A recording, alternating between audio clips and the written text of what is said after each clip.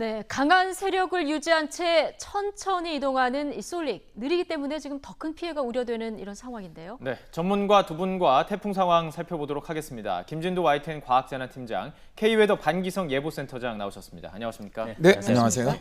일단 이게 너무 느리게 움직이다 보니까 경로가 조금씩 지금 수정이 되는 것 같은데요. 그렇습니다. 지금 기상청에서 나온 최근 솔릭의 이 진행 방향 어떻게 됩니까? 10시에 나왔습니다. 10시에. 나왔고 3시간 뒤인 오후 1시 조금 뒤에 이제 다시 수정이 될 텐데 네. 전 시간에 예상했던 것보다는 조금 더 남동쪽으로 방향을 조금 틀었습니다. 남동쪽. 수도권보다 조금 남쪽으로. 수도권보다 약간 남쪽으로 더 예. 처질 가능성이 있는 것으로 좀 그려지고 있는데 속도가 그만큼 느려졌기 때문입니다. 예. 당초 제주도 근처까지 올라올 때 시속 16km 정도 속도로 올라왔었는데 제주도 부근을 지나면서 시속 7km, 절반 이하로 속도가 뚝 떨어졌습니다. 근데 왜 이렇게 속도가 느리고 또 더 느려지는 겁니까? 여러 가지 이유가 있겠는데 예. 현재로서는 속도가 느려진다는 건 더 발달한다는 이야기거든요. 그렇군요. 예, 예. 또 주변에 뭔가 25 태풍과의 관계에서 속도를 늦추는 효과가 작용했을 가능성도 있고 분명히 그건 좀 분석을 해봐야 됩니다만 현재 느려진 상태인데 느려지면서 좀 변수가 생겼죠. 예. 속도가 좀 빠르면은 우리나라 수도권까지 서울권 쪽까지도 올라올 가능성이 높았는데 예. 속도가 느려지면서 동쪽으로 트는 힘, 전향력이라고 하는데 전향력이 조금 더 작용을 했습니다. 그래서 전 시간보다는 조금 더 남쪽으로 치우쳐서 지나가는 형태로 지금 그려졌는데 예. 시간 좀 말씀을 드리면요. 제주도는 이제 서서히 벗어난다고 보시면 되고 네. 오늘 목포 부근 쪽을 지나가는 게 약 오후 6시에서 9시 정도 사이 정도쯤 예. 예상이 되고 있고 예. 그 위에 보령 쪽에 상륙하는 데까지는 똑같습니다. 예. 네. 충남 보령이죠. 충남 충남 보령. 보령 예. 쪽에 상륙하는 예. 게 새벽? 원래 자정쯤이었는데 시간이 좀 늦어져서 3시. 내일 새벽 3시쯤 예. 예상이 되고 있는 상태고요. 예. 그 다음에가 원래는 경기 남부 쪽을 통과할 걸로 예상을 했는데 그것보다 조금 더 쳐져서 예. 경기 남부와 충북의 경계 정도쯤 통과를 하는 게 좀 더 남쪽으로 내려와서. 예, 그렇습니다. 예. 내일 7시에서 9시 정도 사이쯤 예상이 되고 출근 있고요. 시간. 출근 시간이 걸립니다.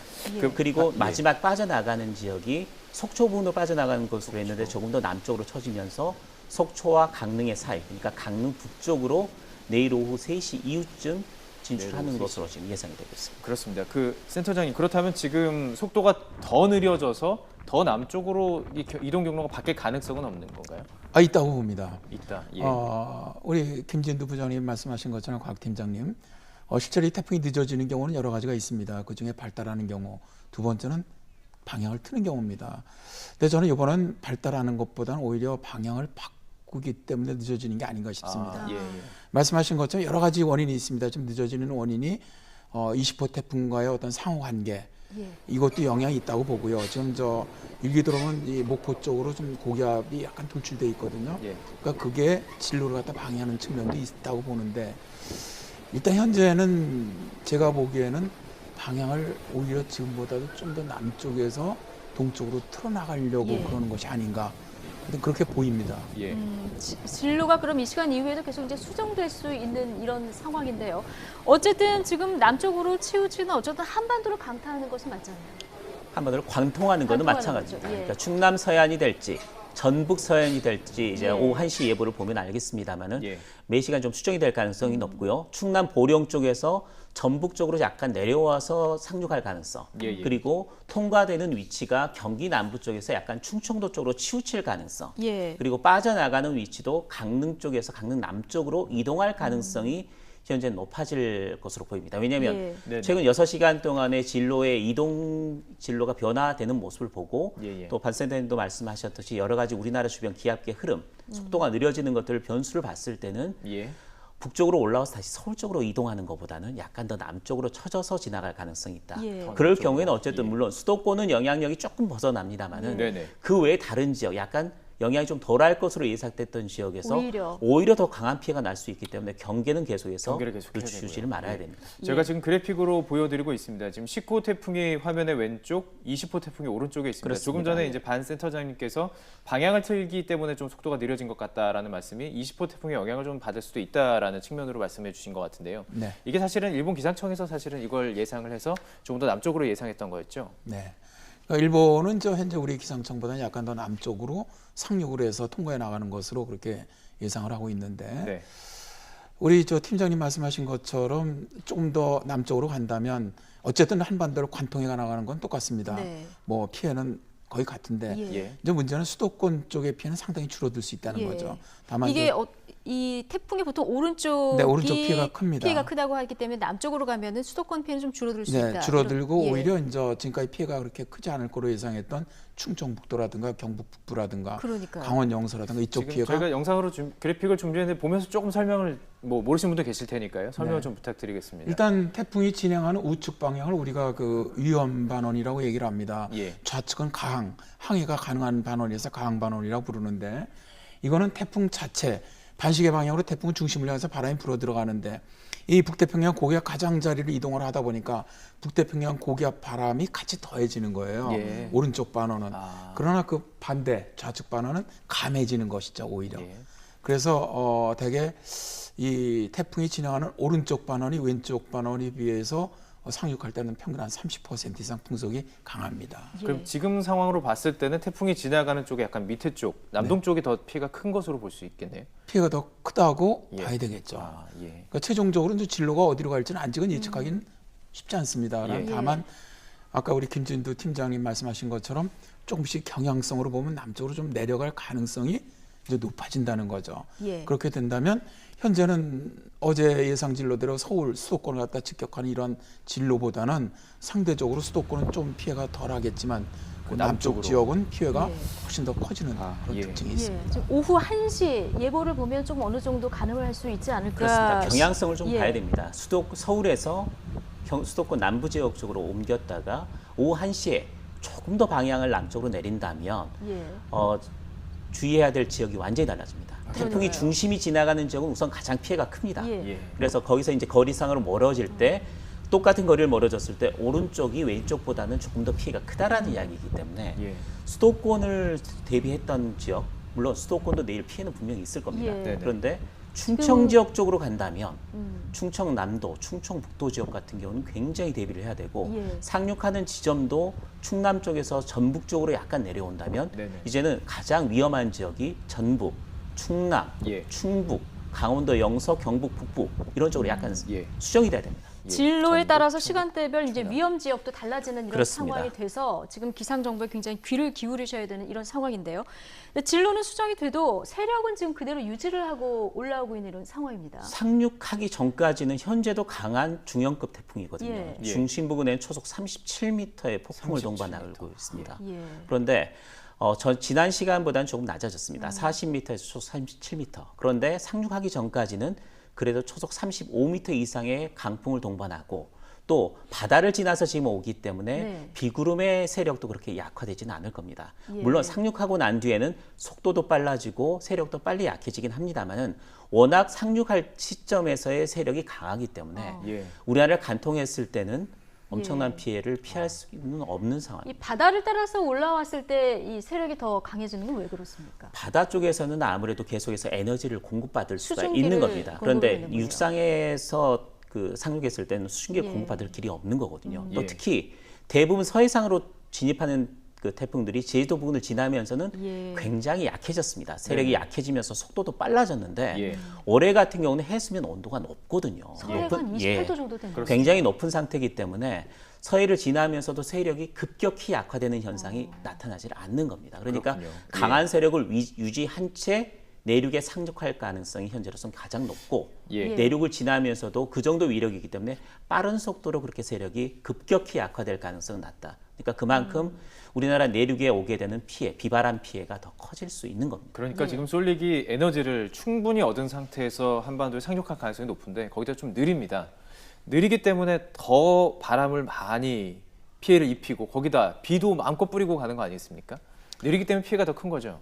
아무래도 이동 속도가 느리게 되면은 그 영향을 주는 시간이 길어진다는 거거든요. 상식적으로 빨리 지나가 버리면은 뭐 확 쏟아붓고 그냥 지나가니까 예. 피해가 그렇게 크지 않은데 그런 측면에서 본다면 일단 또 해상 쪽으로 느리게 올라오다 보니까 뭐 고위도로 올라오면 아무래도 세력은 약해지게 되거든요. 그러나 지금 이제 해수 온도가 좀 높고 또 천천히 오다 보니까 에너지를 계속 공급받고 예. 있거든요. 그러니까 우리 팀장님 말씀하신 것처럼 상륙하기 전까지는 세력은 거의 약화되지 않을 것이다. 그러니까 상당히 강한 태풍이 상륙한다고 보시면 됩니다. 네. 강한 태풍. 이번 예. 태풍은 사실 비, 바람 둘 다 조심을 해야 된다 이렇게 알려지고 있는데 특히 바람이요. 제주도의 초속 뭐 일부 지역이긴 합니다만은 62m. 네. 굉장히 강한 바람이 이제 순간적으로 부는 건데 이번 태풍의 위력이 어느 정도 강한지 단적으로 보여주는 거 아니겠습니까? 그렇죠. 실제로 지금까지는 뭐 속초에서 불었던 게 63m가 예. 우리나라 최고 기록이었는데 제주도에서는 이제 최고 기록을 갱신을 했죠 이번에. 예. 실제로 이제 그 기상청에서 발표한 것에 의하면 중심 최대 풍속이 초속 40m란 말입니다. 네. 네. 그러나 이게 이제 순간 최대 풍속, 그러니까 순간적으로 픽거스트라고 얘기를 하죠. 예. 탁 치는 풍속이 물론 이제 산악이긴 하지만 제주 62m까지 기록을 했다는 것은 실제로 이 태풍의 강도가 우리가 생각하는 것보다 강하지 않느냐 아. 그런 걸 보여준다고 저는 생각을 합니다. 예. 지금 저희가 그래픽으로 태풍의 예. 강도가 어느 정도인지 바람 세기에 따라서 지금 보여드리고 있는데요. 김진두 팀장님 네. 설명을 좀 해주시죠. 어느 정도 지금 바람인지. 태풍 쏠릭이 강한 태풍입니다. 강한 태풍 초속 33에서 33에서 44m까지. 그러니까 현재가 37m니까 예. 딱 그 강한 태풍의 위력을 강태풍. 유지가 되는 거죠. 예. 조금 더 북쪽으로 올라와서 상륙한다고 해도 초속 33m 미만으로 떨어지지는 않을 것으로 예상이 되기 때문에 예. 상륙하는 시점에도 강한 태풍일 것이다라는 이야기를 계속해서 할 수가 있는 겁니다. 예. 그렇다면 농가나 목조 가옥이 붕괴될 수 있을 정도의 바람의 세기를 가진 채로 초속 들어오는 30m 거군요. 이상의 바람이 분다면 그렇게 되는 거고요. 네. 이게 또 이런 바람이 태풍이 가진 바람인데 내륙으로 상륙하는 경우에는 도심 지역을 지나면 바람이 더 세집니다. 그렇죠. 그 빌딩들이 과거에 있어서 그렇습니다. 밀집된 그 예. 바람이 지나면서 빌딩 사이를 지나면서 더 가속이 되거든요. 그래서 예. 관측치는 기상청 관측치는 초속 20m가 나왔지만 실제 피해는 초속 30m 이상의 폭풍이 불 때 그런 피해가 도심에서. 나타나기도 합니다. 예. 도심 지역에서. 그렇군요. 이 쏠리기 태풍의 눈이 분명하고요. 지금 그래픽으로 보면 확실한데요. 구름이 균일하게 보여 있습니다. 이런 걸 원통형 태풍이라고 하는데 이게 어떤 특징이 있고 어떤 피해를 입히는지 궁금합니다. 예. 일단 뭐 최근에 도넛 태풍이라고 불렀죠. 이 태풍이 아주 독특하게 동그랗습니다. 구름 예. 모양이. 예. 거기다 이제 눈이 뚜렷하게 나타나는 네. 태풍이다. 이게 이제 연구를 해보니까 대개 이런 태풍이 한 1에서 3%밖에 나타나지 않는 좀 그래요? 드문 태풍인데 예. 이 태풍이 보면 말이죠. 대개 30도 정도 올라와서 이제 방향을 턴하거나 이제 전향하거나 이럴 때 보면 대개 나선형을 많이 그립니다. 그리고 또 진행하는 방향 쪽으로 장방형 동그란 태풍이 없습니다. 거의 없는데 이거는 제주도 인근까지 올라올 때까지 아주 특징적으로 동그란 도넛 같은 모양이었거든요. 이거는 일단 그 태풍 그 중심에 보면은 중심을 갖다 둘러싸고 있는 이 구름의 외벽이 있습니다. 이쪽이 굉장히 견고한 특성을 갖고 있습니다. 예. 그래서 좀 해수 온도가 원래 태풍이 해수 온도가 낮은 쪽으로 가면은 이제 급속히 약해지는데 이런 도넛형 태풍들은 좀 더 견고하기 때문에 해수 온도가 좀 낮은 지역으로 가도 그렇게 쉽게 약화되지 흩어지지 않는 예. 그런 그러니까 특성을 단단하다라고 볼 수 네, 좀 있겠군요. 단단하다고 볼 수가 있죠. 그러니까 도넛 모양, 원통형 모양의 태풍이 훨씬 견고하다 이런 얘기를 해주셨거든요. 제가 지금까지 과학재난팀 맡으면서 태풍을 봤는데 보통 규슈 쪽 남쪽이 위도 30도 지역입니다. 그리고 위도 30도 지역을 넘어와서 이 정도로 강한 위력을 지닌 태풍이 우리나라 근처까지 온 걸 본 적이 없습니다. 아, 그렇습니까? 예. 서해상으로 진출한 태풍 가운데도 현재 이 쏠릭이 가장 강한 태풍입니다. 그만큼 대단한 위력을 유지한 채 우리나라 근처까지 북상했기 때문에 예. 지금은 제주도 부근을 지나면서 조금 약화됐습니다. 태풍의 눈도 약간 약화됐습니다만은 여전히 어느 지역이 태풍의 눈이구나라는 걸 찍을 수 있을 정도의 위력을 지니고 있거든요. 따라서 이 태풍이 그대로 한반도에 상륙한다면 서해안 쪽에 상륙한다면 지금까지 봤던 태풍 가운데는 가장 큰 피해를 주지 않을까. 특히 제주도에 초속 62m의 강풍이 관측이 됐고 비도 무척 많이 왔습니다. 물론 예. 산악 효과가 가세됐습니다만은 예, 예. 700mm 넘게 왔거든요. 예.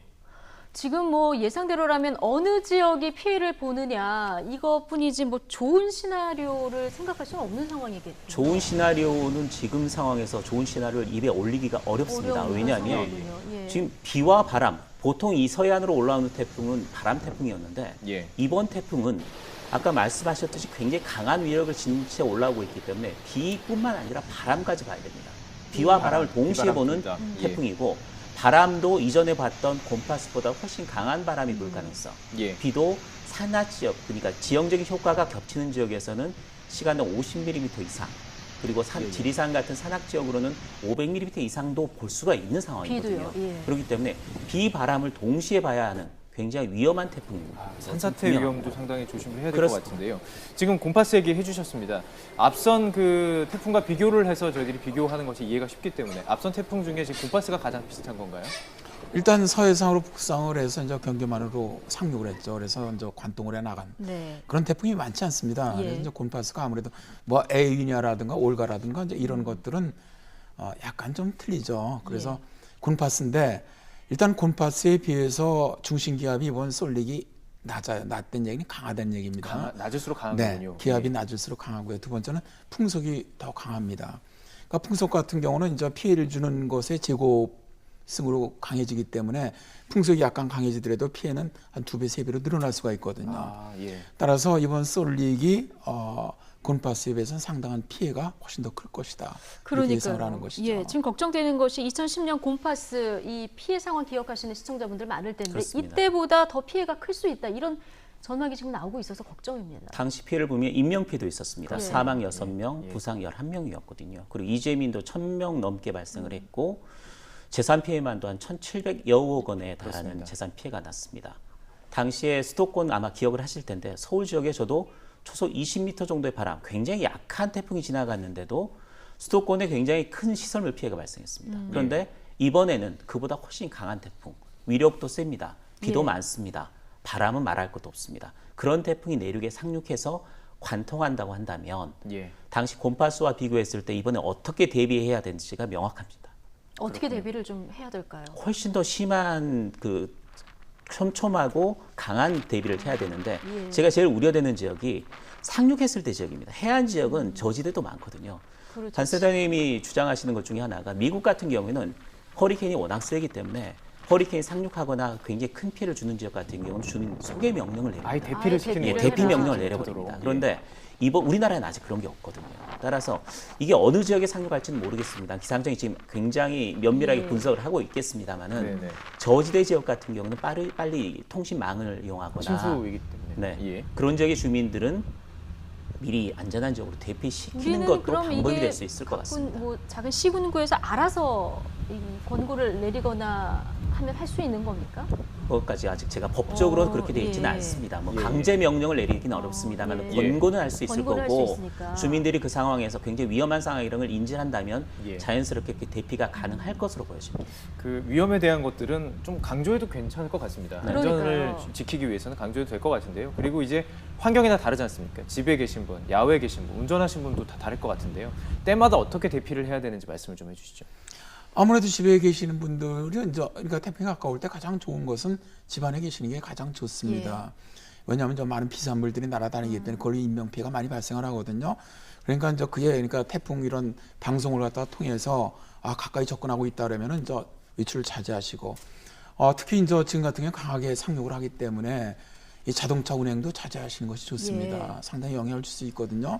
그다음에 전도 이제 제일 중요한 게 야외에 계신 분들은 상당히 좀 위험하거든요. 30m나 네. 40m까지 간다면 뭐 거의 사실 사람들 날아갈 수 있는 정도이기 때문에 다른 거는 모르겠는데 저는 우리 팀장님 말씀하신 것처럼 이런 대피, 사실은 태풍에 대한 가장 큰 우리가 이길 수 있는 방법은 대피입니다. 대피다. 네, 어떤 거든 그렇습니다. 일단 인명 피해가 나면 안 네, 됩니다. 그래서 이제 쿠바 같은 경우 제 예를 좀 들어드렸었는데 쿠바 같은 경우가 사실 그 카스트로가 가장 중요하게 했던 게 뭐냐면 태풍이 올라오면은 걔들은 허리케인이지 않습니까?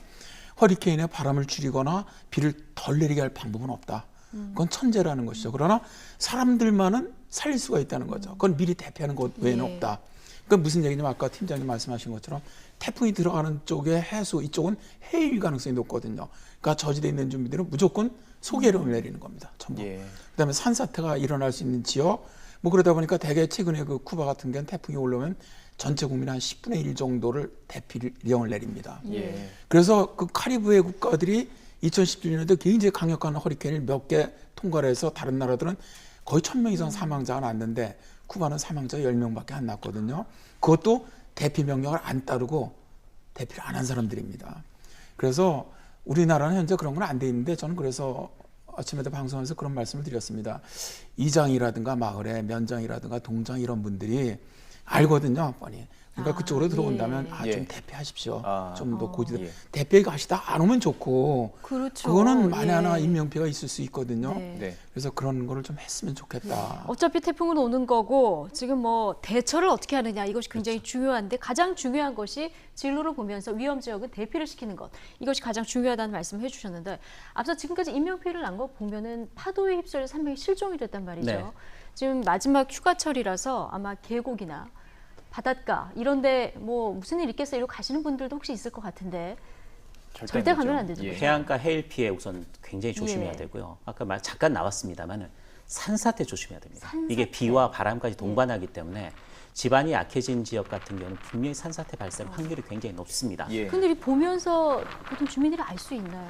산사태 위험 지역이 이미 있기 때문에 예. 지금 산림청에서는 산사태 위기 경보를 지금 주의 예. 단계로 한 단계 올렸거든요. 예. 비가 내리거나 바람 부는 상황을 보면 아마 그게 경보로 또 경계로 올라갈 가능성이 굉장히 높습니다. 또 이 주위에서 산사태가 위험으로요. 날기 전에 좀 소리가 들린다는 얘기가 있던데요. 예. 확실히 그걸 알고 대피하기는 굉장히 어렵습니다. 예. 그러니까 전문 기관에서 산사태 위험 지역을 판단하고 산사태 위험 지도도 이미 만들어놨기 때문에 네. 좀 적극적인 대응이 좀 있었으면 좋겠습니다. 무엇보다 사람이 우선입니다. 자, 저희가 지금 전화번호를 몇 가지 또 준비해 놨습니다. 침수나 산사태가 일어날 위험이 있는 지역에서는 비상 연락 번호도 파악을 해 놓으셔야 되는데요. 종합 재난 정보는요. 뭐 알다시피 119에서 확인하실 수 있고요. 기상청 날씨 정보를 통해서도 확인하셔야 되는데 131로 확인할 수 있습니다. 그리고 침수 지역 같은 것도 피해 가셔야 됩니다. 1644-5000 전국 교통정보 확인할 수 있고요. 만약에 전기가 고장이 났을 때 직접 다루시면 안 됩니다. 특히 침수된 지역에서는 절대 이 전기를 직접 만드시면 안 되고 전기 예. 고장 신고는 123번으로 하시면 되고요. 다치셨다면 1339 응급의료와 병원 정보를 얻으실 수 있습니다. 이 부분도 요즘에 핸드폰 있으니까 찍어놓고 비상 상황에서 좀 파악을 해놓으시면 좋을 것 같습니다. 예, 이 비상 연락 번호 반드시 파악을 해둬야 될 것 같은데요. 지금 강풍이 불 때 가장 많이 이제 권고하는 사항 중에서 창문에 테이프를 붙여라 이런 얘기 많이 하지 않습니까? 이게 강풍에 창문이 뭐 깨지는 걸 방지는 못한다고 하는데 깨지는 유리 조각이 튀는 거 이걸 방지하는 건가요? 우선은 안 붙이는 것보다는 붙이는 게 낫습니다. 안 붙이는 것보다 그런데 붙이는 게 나은데. 창문에만 그냥 붙이면 소용이 없다는 아, 얘기입니다. 전혀 소용이 이게 없어요. 예. 강한 바람 압력에 의해서 이게 창문이 흔들리면서 틈 같은 게 있었을 때 흔들리면서 결론적으로 깨지는 일단 그럼 거거든요. 틈이 없이 하는 게 가장 중요해요. 틈 사이 그러니까 위에서부터 창문 틀에서부터 창문 유리까지를 해서 전체적으로 테이핑을 해주시는 게 좋고요. 예. 또 이렇게 붙여놓으면 만일에 깨졌을 때 그 유리가 날아서 바람이 밖에서 불어오기 때문에 날려서 안으로 들어와서 사람이 다칠 위험을 예방을 해줍니다. 그러니까 예. 우선 붙여놓으면 튀어서 날아 들어오지는 않는다는 거죠. 그러니까 그렇죠. 유리 파편에 다칠 하는 위험이 게 없다는 거. 안 하는 것보다 훨씬 낫고요. 또 네. 이왕할 거면 창문 틀까지 전체적으로 꼼꼼하게 흔들리지 않도록 창문이 제대로 흔들리지 없게. 않도록 예. 해주는 게 중요합니다. 예. 일단 창문을 꽉 닫아가지고 바람이 새지 못하도록 하는 것이 가장 중요하다고 하더라고요. 자, 그 우려스러운 부분은 또 한 가지가 있습니다. 후지와라 효과. 잘 이해를 못 하실 텐데 그 19, 20호 태풍이 서로 영향을 주는 거잖아요. 네. 근데 이게 경로뿐만 아니라 혹시 어떤 태풍의 위력이나 이런 거에 더 영향을 또 끼치지는 않는지요? 현재까지 연구된 것으로는 뭐 서로 이력에 영향을 준다고 보지는 않고요. 경로 정도가 영향을 진로에 주는, 이제 예. 간섭을 한다는 얘기죠. 이번 같은 경우는 이제 일본에서 이걸 더블 태풍이라고 부르는데 실제로 이제 지금 20호 태풍 같은 경우는 상당히 강한 대형급 태풍이고 솔릭 같은 경우는 강한 중형급 태풍인데 일단은 하여튼 지금 이 솔릭이 좀 머무는 것도 그 20호 태풍과의 어떤 간섭이 좀 있지 않느냐라고 아까 조심스럽게 말씀을 예. 드렸는데 그런 영향이 있다고 보고요. 현재 어쨌든 모델들에서 예측하는 걸 보면은 20호 태풍도 이제 동해상으로 빠져나가고 솔릭도 어쨌든 이제 어떤 경로를 택하든 동해상 일단 육지에 상륙을 하면은 해상에 있는 것보다는 좀 빨리 이동을 합니다. 예, 육지로 예. 가면은 약해지면서 따라서 그렇게 갔을 때 해상 쪽에서 어떻게 작용을 하겠느냐. 그거는 이제 뭐 여러 가지 경우가 있습니다. 합쳐질 수도 있고 뭐 거기서 후지력가 나타날 수도 있는데 예. 중요한 것은 저 동해상 저쪽 가고 홋카이도 쪽에서 만났을 때는 우리나라에는 뭐 영향 없다는 것이죠. 예. 일단 어쨌든 모든 것이 유동적인 이런 상황입니다. 근데 올여름에 굉장히 더웠잖아요. 네. 이런 굉장히 더웠던 역대급 폭염이 이렇게 강한 태풍을 일으켰다. 이런 얘기도 있던데 이게 맞는 얘기입니까? 폭염이 슈퍼 태풍을 불렀다라고 보는 게 맞을 것 같습니다. 맞습니까? 예. 우선 예. 올해 태풍들이 예년보다 굉장히 많이 발생을 했습니다. 예. 많이 발생했는데 대부분이 태풍이 우리나라로 올라오지 못했습니다. 그렇죠. 폭염이 심했을 때는 태풍이라도 왔으면 보통 그렇게 그렇죠. 불러서 예. 이야기를 했는데 워낙 폭염이 강했을 때는 대부분 밀려서 중국 쪽으로 들어갔습니다. 그런데 태풍이 지금은 폭염이 좀 약화된 상황에서 보통 태풍의 길이 열렸다고 이야기를 합니다. 무더위를 몰고는 북태평양 고기압이 약간 수축했을 때, 그러니까 우리나라 영남 지방 쪽으로 약간 수축을 했을 때는 태풍이 이 고기압의 가장자리에 따라 올라오기 때문에 우리나라 쪽으로 올라올 가능성이 굉장히 높은 상황이거든요. 그래서 현재로서는 폭염이 조금 한풀 꺾였기 때문에 태풍의 문이 열린 상태다. 두 번째, 이 태풍이 보통이라면 아까 말씀드렸듯이 30도를 넘어서면은 위도 30도를 넘어서면은 약화되는데 네.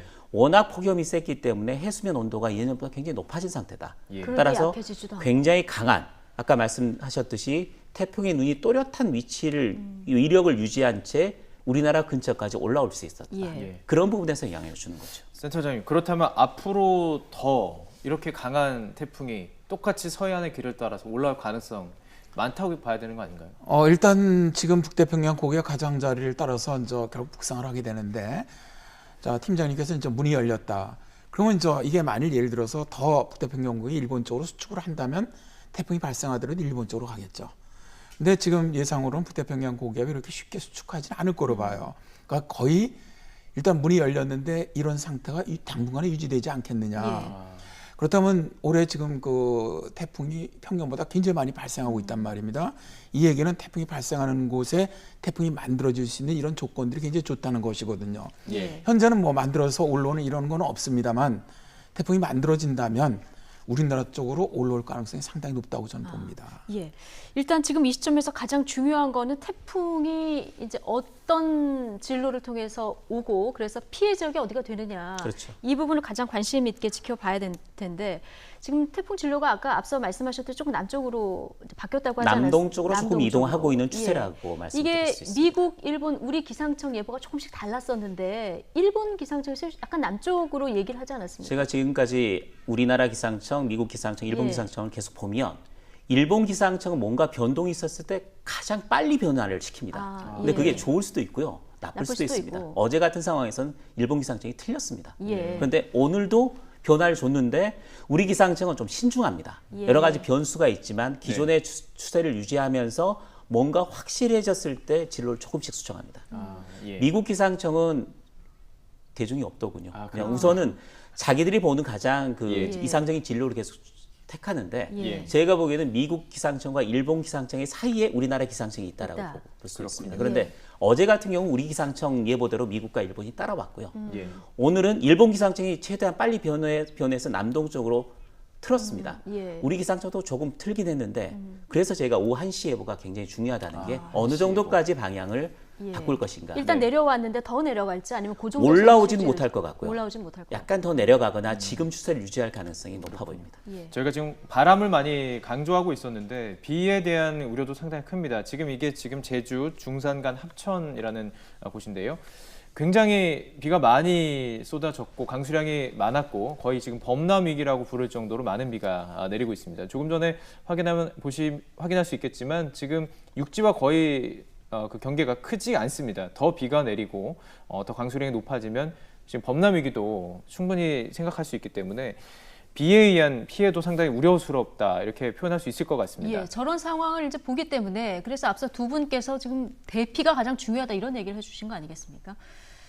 예, 지금 시청자 제보 영상들을 그렇습니다. 저희가 보여드리고 있는데 대부분 지금 제주도가 태풍이 지나가고 있기 때문에 제주도 피해 영상을 보고 계십니다. 물살이 굉장히 빠르게 지나가고 있는 것을 지금 그렇습니다. 확인하실 수 있으시죠? 워낙 느리기 때문에 제주도 피해 상황을 통해서 지금 그 쏠리기의 어느 정도 강도와 앞으로 영향을 끼칠 그 피해 정도도 파악을 할 수 있기 때문에 미리 예상되는 지역에서는 지금 저희들이 계속 이야기했던 것처럼 뭐 가능하면 대피까지 하는 것을 생각하시고 일단 계신 곳이 낮은 저지대면, 지역이라면 예. 대피까지 생각하시면서 모든 그 가능성을 열어두시고 대피하는 것이 가장 중요할 것 같습니다. 예, 저희가 오후 1시 기상청의 공식 발표 이 예보를 좀 주의 깊게 봐야 될 것 같습니다. 혹시 변동이 있으면 바로 이제 전화 연결해서 알려주시면 네, 좋을 것 같습니다. 김진도 YTN 과학재난팀장 그리고 K웨더 반기성 예보센터장과 이번 태풍 왜 위험한지 자세히 살펴봤습니다. 고맙습니다. 네, 감사합니다.